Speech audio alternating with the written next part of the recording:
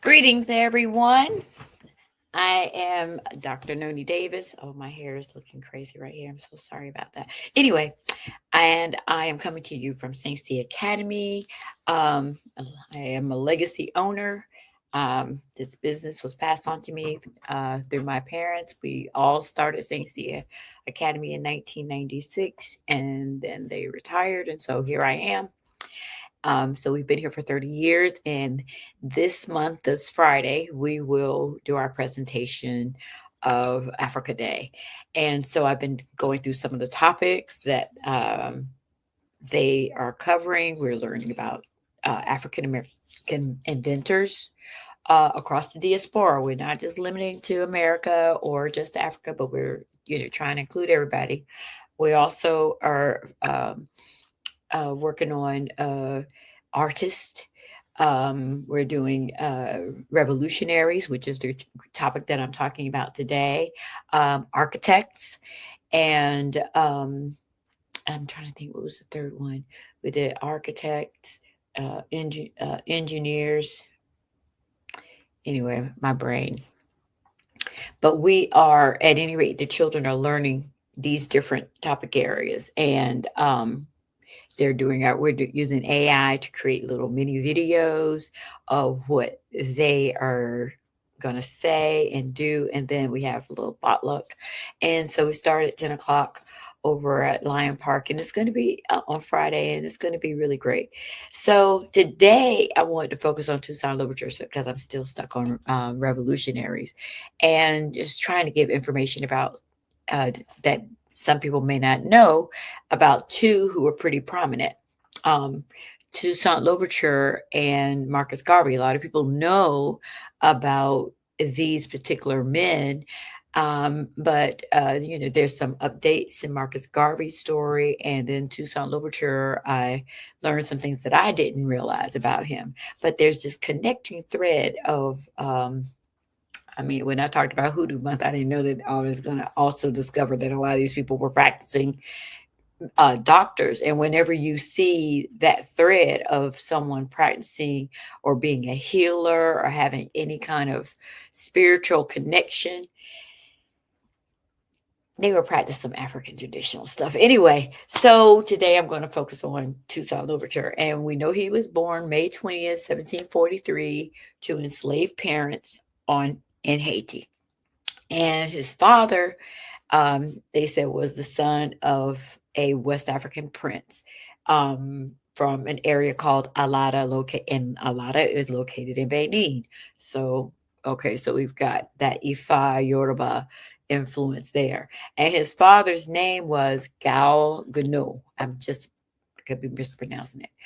When he was a child, Toussaint demonstrated an exceptional intelligence and was allowed to read and write by his enslaved owners, who they considered was progressive. But if you own somebody, are you progressive? Anyway, so he was allowed to read, and because he demonstrated a lot of leadership and, like I said, incredible intellect, they made him the chief steward on the plantation.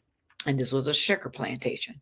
So that was one of the most brutal forms of enslavement because the average person, only lived like 7 years, because I didn't know until I did some research that and learned from Howard French's book uh, uh, uh, um, that these people had to it required a lot of manure, a lot of nitrogen for the sugar to grow, and so people were literally in poop uh, to cultivate the soil to grow sugar cane. So people were not living very long. And so it was brutal. And so everything, eventually he was freed in 1776. Is some kind of nod to, the 1776 freedom from Britain in America, this, Independence Day or whatever. And he got married in 1982 to this woman named Suzanne Simone Baptiste, and they had three children: Placide, Isaac, and Saint Jean. there were a lot of rebellions amongst enslaved people from the moment they got here to, right through, yeah, well, the 1960s. Well, I guess we could say even with um, uh, George Floyd's thing, we are still in our protest mode.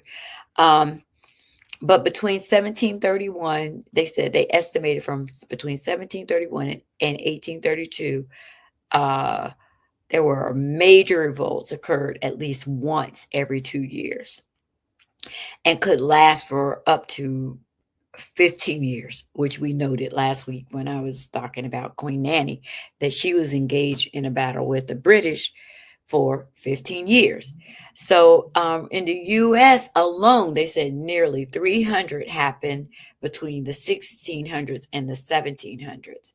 And they don't really calculate the ones that happened after that, but I've heard that there were as many, if in total, as many as 1,000 rebellions just in the United States alone. Enslaving people was never tenable, and these rebellions were on land on the continent of Africa, on water, and I talked about some of those rebellions that happened at sea, and throughout the Caribbean, and then on land right here in the United States.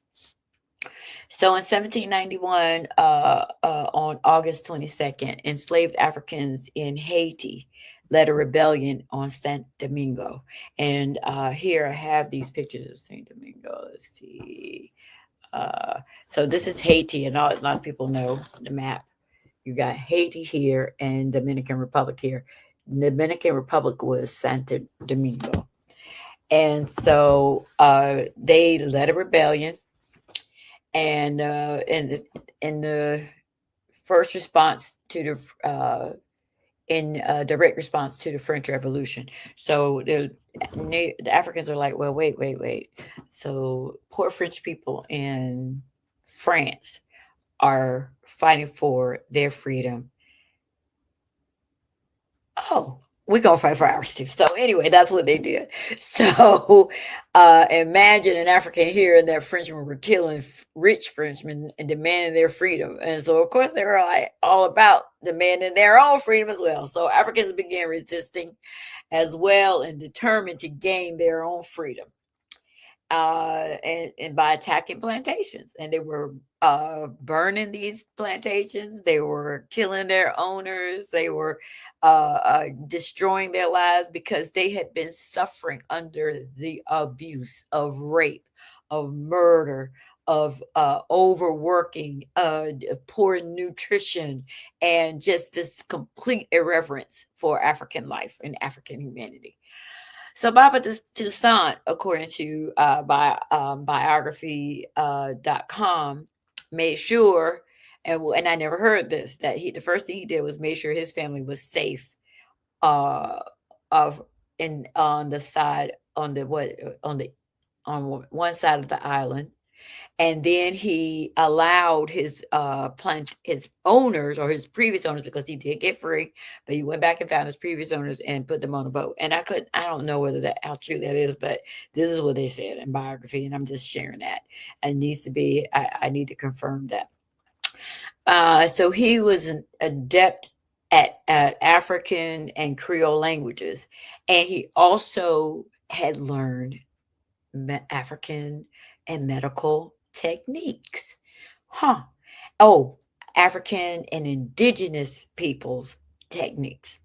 And so he served as a physician. And I didn't know that he was considered like a medical person, a doctor.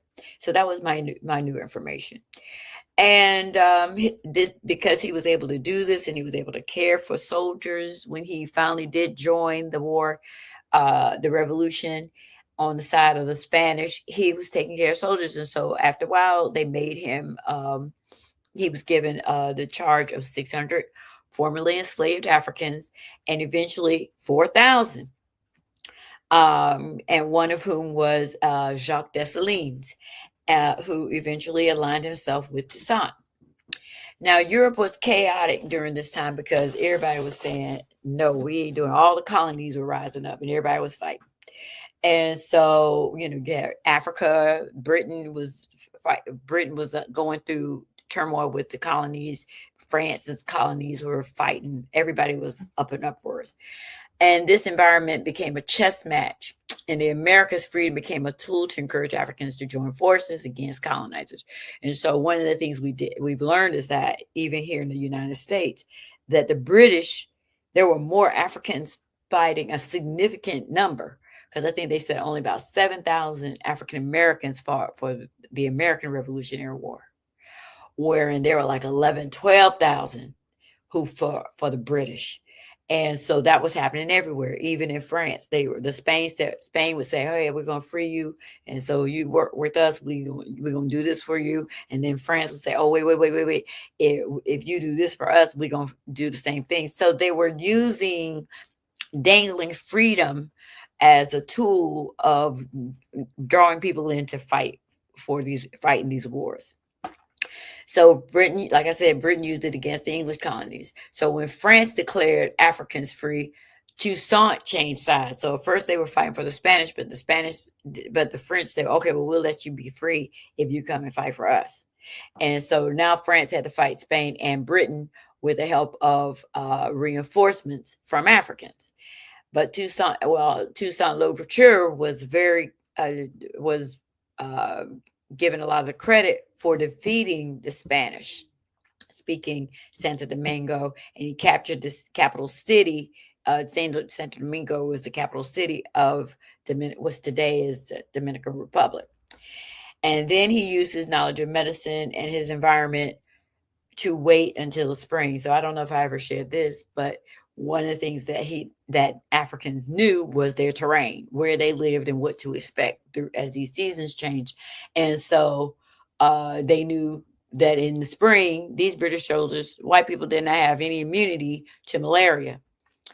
And so these mosquitoes was going to do something for them. And a lot of these people just died out, and they died from malaria. These soldiers were just wiped out by that, and ended up having Britain had to eventually withdraw. And so that was how that ended.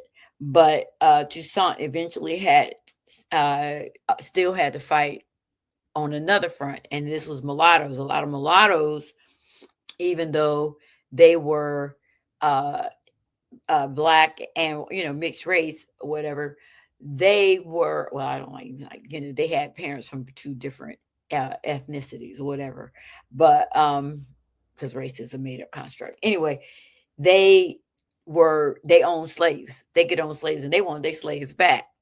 So now Toussaint had to fight them. And eventually squell domestic rebellions by the mulattoes who were free, but they wanted their slaves. Like, no, we ain't going back to that. And so it looks like what happened was that this turned out to be a severely flawed attempt. And not only did, when Dessalines joined in, Dessalines said, "Oh, y'all want your slaves back?" He tried to decimate the mulatto population. I was like, "Damn, on, he was not playing with them." And so let me see, do I have a picture of him? Of the two of them. So yeah, this is Dessalines. And this is, oh, where is it? What happened to the picture? Okay, there it is. Dessalines and Toussaint. And right here. All right. So Dessalines was not playing. Jean-Jacques was not playing. So at any rate, so they Baba Toussaint created a new government and declared slavery an end to slavery, and emancipated everybody, and they all got citizenship. Now, one of the things he did have to do is because they needed to continue the economy. Haiti had to be in a situation where they had to okay, look, France, all right, we have whooped your butt, but we need you, pardon my French, we need you to be friends. And we're going to continue this sugar trade, but we're going to be the ones that are in charge of it. So he made everybody go back to the work on these sugar plantations. And so I was like, oh, how crazy. But Toussaint, Napoleon kind of got in there in the late 1790s or whatever. And he was like, we're not doing this, Tucson. Y'all gonna be back. We're reinstating slavery. And Tucson said, no, we're not. And so that led to something else, and because Napoleon really didn't have any a bank account for this to resist. This was all ego because he had literally bankrupted France and was forced to sell that space. Well, I think I've shown that before. The the Louisiana Purchase. I'm trying to remember what was it that I was doing. I was doing some kind of project, but he forced um, America. He forced France to sell that Louisiana Purchase, and that thing went all the way up to Mexico. I mean, no, from the Gulf of Mexico all the way up to to Canada, and I think it spread from like Ohio all the way over to Montana, and so it's a huge piece of land that Napoleon had to sell because he had bankrupted these wars had bankrupted France because of his very poor military strategies. Anyway, but yeah, government, yeah, from Missouri to Colorado, that's where it was, and so from Mexico to the Canadian border, so it was big, it was huge. But even though he did that, he decided I got to find a way to get Napoleon. So he pulled out his trick bag and tried to regain control of Haiti, but he never did. But he did, he never did regain control. That was out of the picture. But he did manage to trick. He got his brother in law to convince Toussaint that they were going to do a peace treaty. And just said, come down and meet us at the French quarters to discuss it.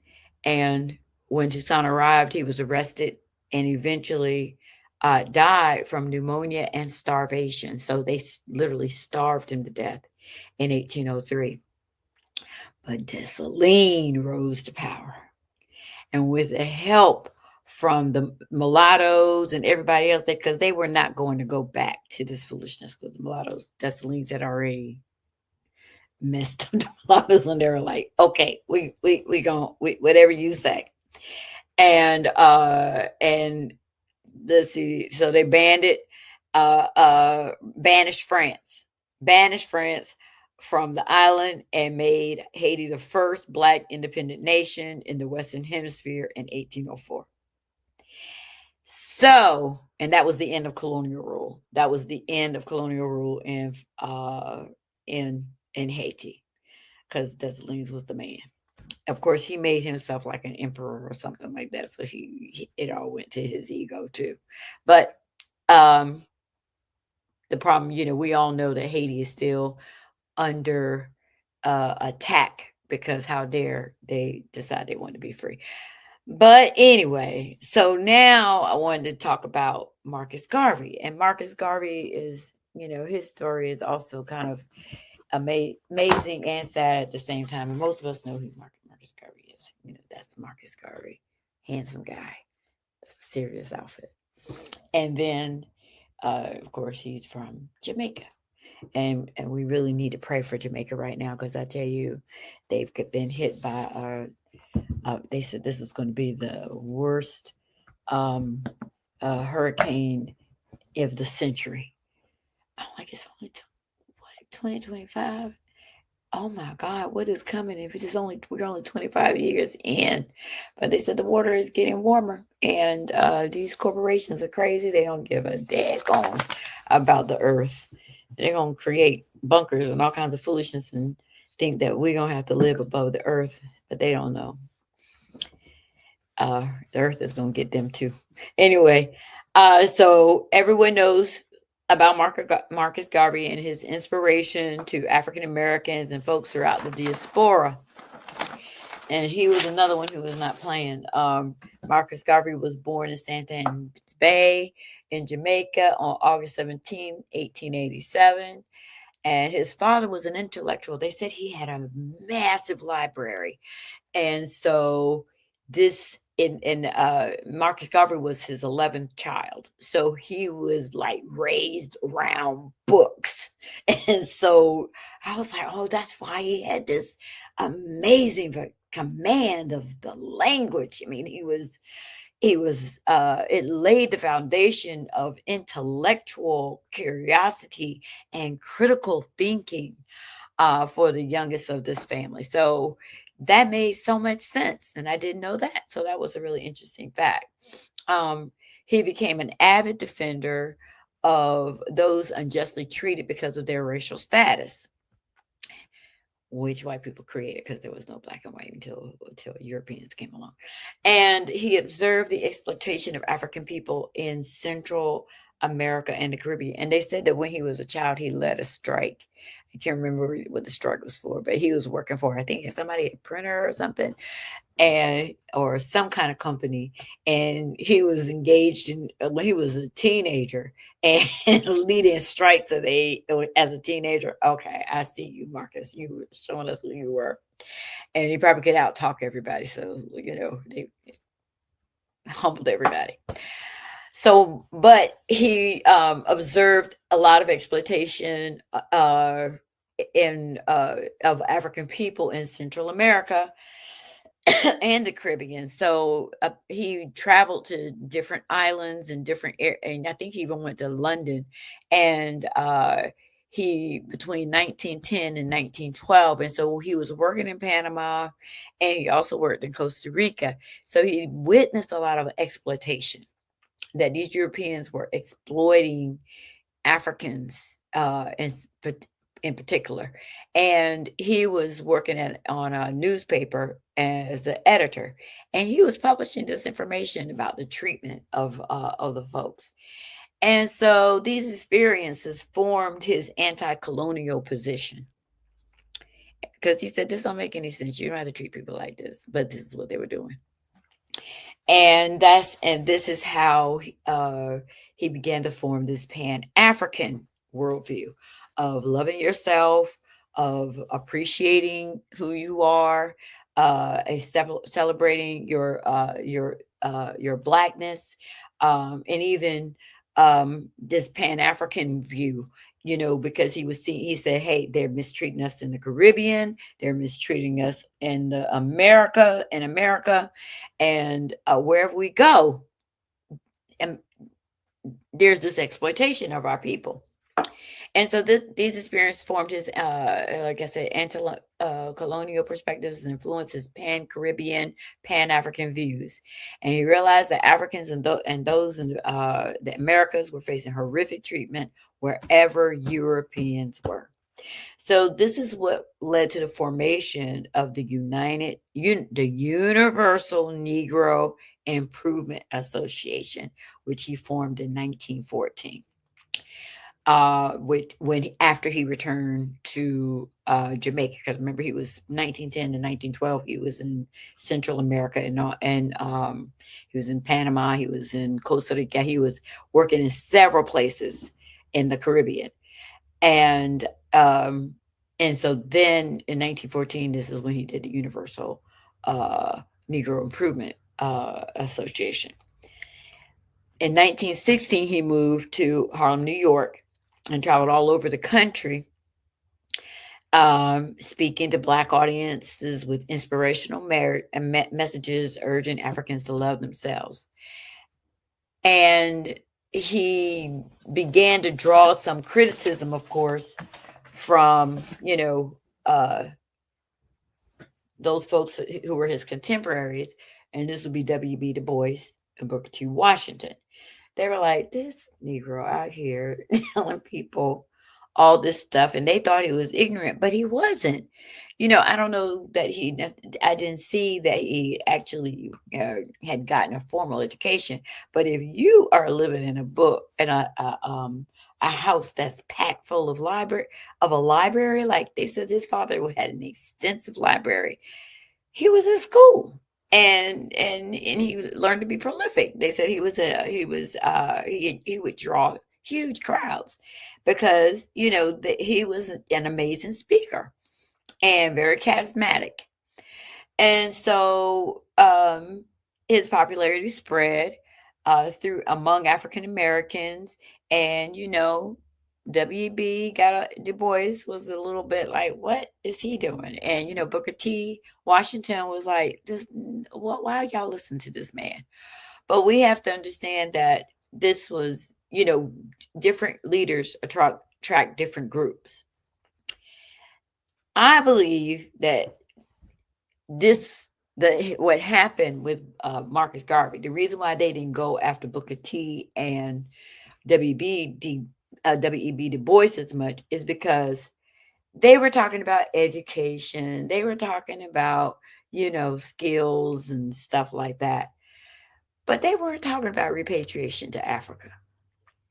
And we know these white people were like, back to Africa? Have y'all lost your mind? No, we need y'all here to do our menial labor.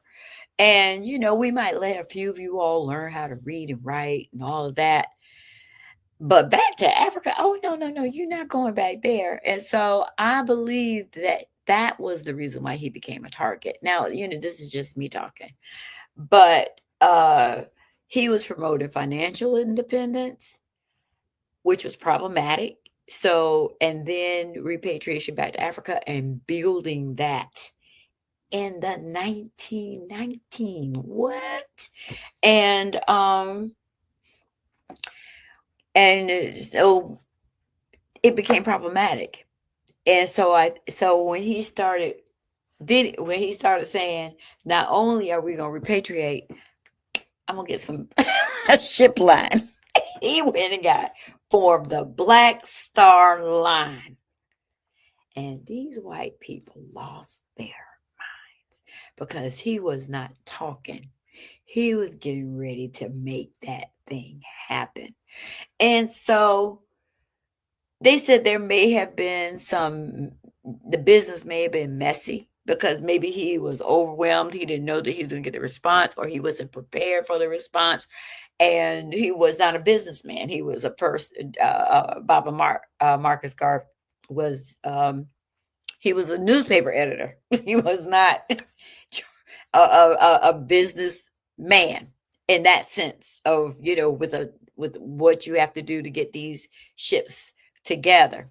And so he started selling the stock. And when those white people saw he was getting the ships, I think they were like, oh my God, this fool is really going to take our African American labor. And they were like, we're not going to do it. So they wrongfully accused him of fraud by selling stock in the Black Star Line. And they threw him in jail.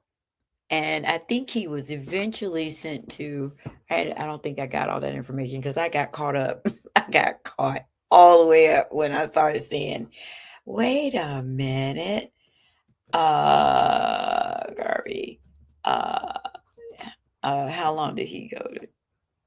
He was, I think he went to, let's see, he was found guilty. Let's see, they didn't really say what was he. Oh, he was deported. Let's see, he was deported from the United States in 1927 and was convicted of mail fraud in 1923 and 1927. And then he was kicked out of the country. And I think he went to Europe. He spent 5 years in prison and before his sentence was commuted by President Coolidge. And so anyway, that's what happened. But I also want to add that he was pardoned in 2025, this year, posthumously by Joe Biden. And the supporters petitioned to overturn the political attack on Marcus Mosiah Garvey because of his family and his supporters. And so he was redeemed. He finally received the justice he deserved, and he wasn't found innocent, but he was pardoned. So that was the best they could do. So give thanks. At least that happened. But our leaders were powerful and we give thanks for them. And hopefully we will continue to model ourselves after them. And, back to Africa movement. Looks like we might be doing that again. We have a lot of people leaving. I got my land. Anyway, Ashe.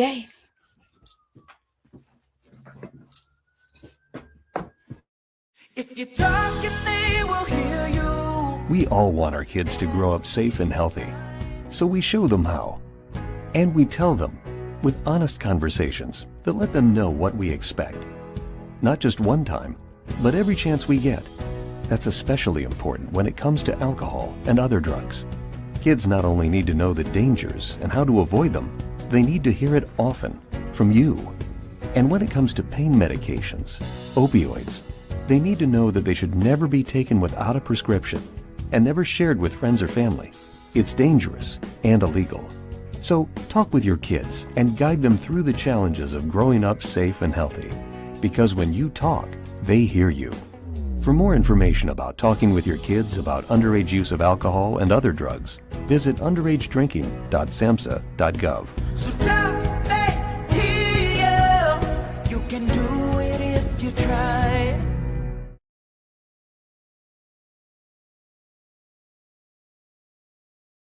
I'm a St. Cia student. Of course I walk into the sound of drums. I'm a St. Cia student. Of course I know my mom. I'm a St. Cia student. Of course I can play the drum. I'm a St. Cia student. Of course I can work with my hands. I'm a St. Cia student.